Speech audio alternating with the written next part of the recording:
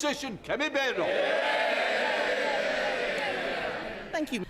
Mr. Speaker, does the Prime Minister believe that when an organisation descends into total shambles, the person at the top should resign? Mr. Speaker, I was very proud to lead this party at the budget last week, where the Chancellor set out that we would protect the NHS, which we've done in the budget, create the conditions for economic stability, not repeating the mistake of austerity, and bearing down on the cost of living by taking £150 off energy bills. We're fixing the mess that they left, and I'm very proud to be doing so.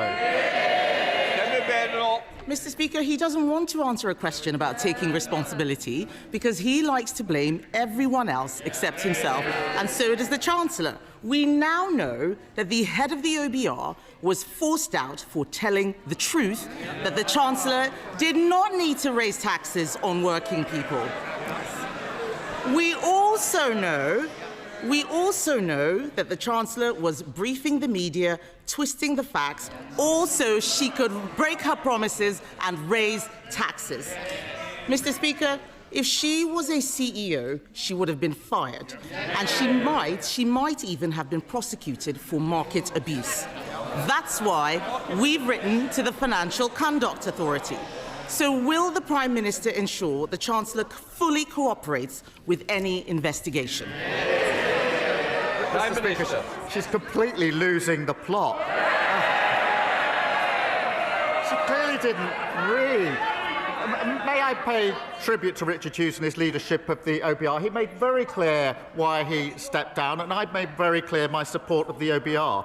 So the Prime Minister pays tribute to the head of the OBR. If the head of the OBR had to resign over market-sensitive leaks, why is the Chancellor still in her job? Mr. Speaker, last year they left us with a £22 billion black hole.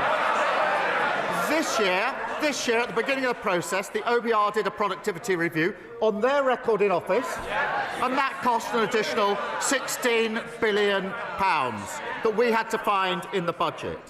But notwithstanding that, Mr. Speaker, we protected the NHS, waiting times are coming down. Notwithstanding that, we've got cutting borrowing at the fastest rate in the G7. Notwithstanding that, we've got £150 off energy bills. That's added to rail bills and prescription as well.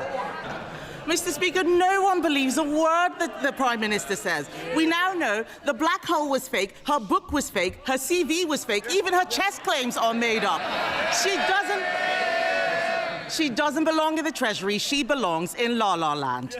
They raised taxes on working people, that's £16 billion, was to increase benefits to protect them from their backbenchers. He now boasts about removing the two-child benefit cap, but he used to say that it was unaffordable. He even removed the whip from 7 of them for wanting the same thing. He is very happy to throw them under a bus when it pleases him.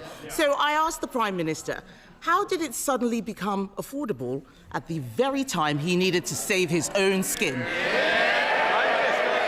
Mr. Speaker, the vast majority of families we helped in the budget are in work. Yes.